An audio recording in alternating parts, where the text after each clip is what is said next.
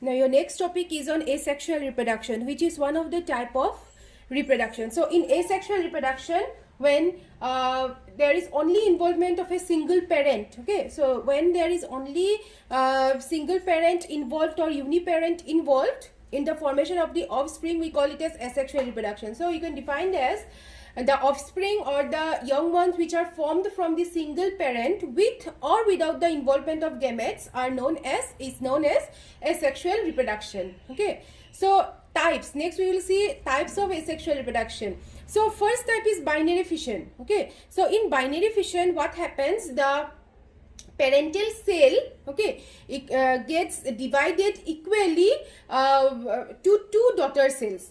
Okay, so whatever the contents present in the parental cells are equally divided among the two daughter cells, and these two daughter cells further again divide to form further divides to form again two more daughter cells. That means four daughter cells are formed, and it goes on. So in successive generation it goes on.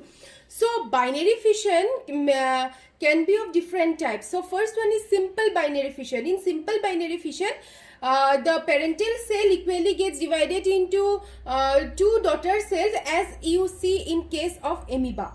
Okay, so in longitudinal binary fission, the parental cell divide vertically. So the parental cell in case of longitudinal binary fission divide vertically, which is seen in case of euglena. So the plant passes through the longitudinal axis. Next is transverse. So in transverse, the plan of division runs horizontal, that means transversely. Okay, so as in case of bacteria, paramecium and diatoms. So these are the types of binary fission seen in case of amoeba, euglena, paramecium, bacteria and diatoms. Now next is budding. Okay, second is budding. So in budding, second type, so the parental cell produces a bud. Okay, so in say in case of yeast, the division is unequal. That means a bud protrudes out from the parental cell initially, and later it gets separated from the parental cell and results into formation of a new yeast. Suppose in case of if it is yeast, it results in the formation of a new yeast cell. Okay, so buds are mainly reported in yeast, mainly seen in yeast.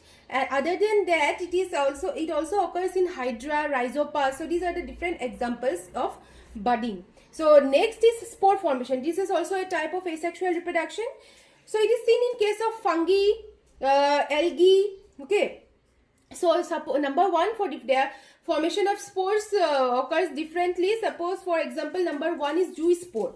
So zoospore occurs in case of Chlamydomonas. In Chlamydomonas is a type of algae. Okay, here the protoplast, that means the matrix of the cell divides to form 8 to 16 spores. Okay, so these spores are pyramid in shape and are flagellated. Flagellated means they are motile, they have flagella.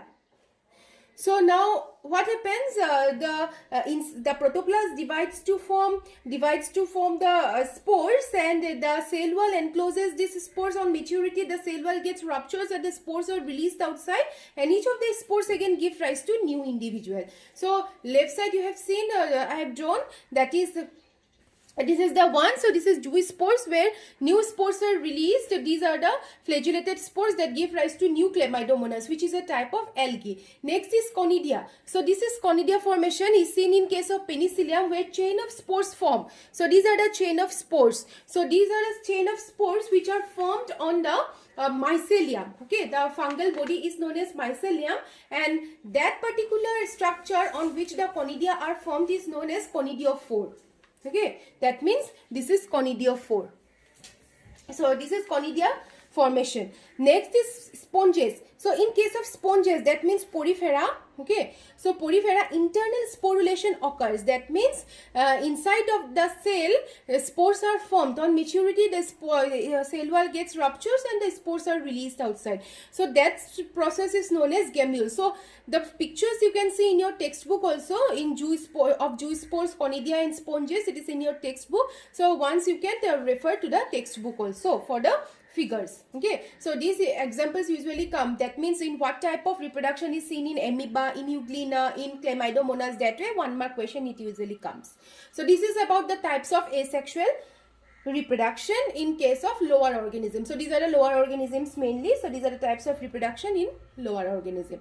Now the thing is that suppose if the question comes that in case of lower organisms like this amoeba or euglena or bacteria, you can say. So here what one thing you remember, that cell division itself is a type of reproduction. So in case of this organism, the reproduction or the cell division is same only, because cell division only produces the daughter cells, or that you can say that in reproduction also daughter cells are produced. So if it comes that cell division itself is a type of reproduction, justify, just explain. Okay, explain in case of lower organisms, since they undergo asexual type of reproduction, their cell division itself is a type of reproduction. So that way you can explain. Okay. Now next is vegetative propagation. So which we call it as vegetative reproduction also. Now what is vegetative reproduction or vegetative propagation? So it is a type of asexual reproduction. Okay, so means in plants also we see that they undergo asexual reproduction, but we term it as vegetative propagation or reproduction. So see, it is a type of asexual reproduction in plants where new plants are produced or they arise from some small vegetative propagules. Okay, some small vegetative part of the parental plant. That means propagule means part of the parental plant, which we call it as rhizome or offset or stolon or sucker and accession. Okay, etc. So that means in this case a new plant arises from the part of the parental plant. Okay, from the parental plant that whole new plant arises. So there are different types of propagules we can say. So first if we see the natural vegetative propagation, actually there are two types of vegetative propagation, one is artificial, one is natural. So in natural vegetative propagation, so the propagule for potato is tuber, we call it as stem tuber or eye buds. Banana, turmeric, ginger, it is rhizome. So rhizome generally they have nodes and internodes, and from the nodes adventitious roots arise. Okay, rhizome, banana, turmeric, ginger, then bulb for onion and garlic, corn, colocasia, amorphophallus, bulbil for agave, runner for grasses, offset for water hyacinth, which we also called as acornia, stolon for strawberry, and sucker for pineapple. These are the different examples. Remember, it usually comes for 1 mark. So what is the propagule, or fair what is the type of propagation the onion or garlic has. So that way 1 mark question used to come. So remember these several types of vegetative propagation. Next we will say about artificial type of vegetative propagation.